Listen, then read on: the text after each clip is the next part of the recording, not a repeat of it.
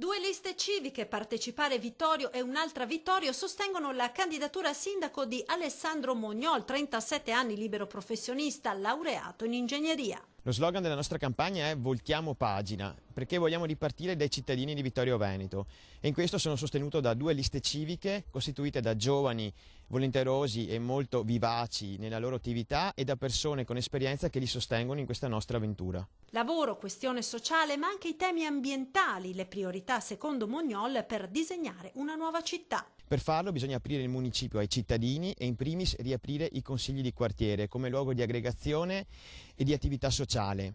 Inoltre bisogna pensare alla tutela del territorio e far fronte alle urgenze immediate che ha il nostro territorio. Prima di tutto, faccio un esempio, la questione di Piazza Meschio, ormai da più di 5 anni inaccessibile ai cittadini di Vittorio Veneto.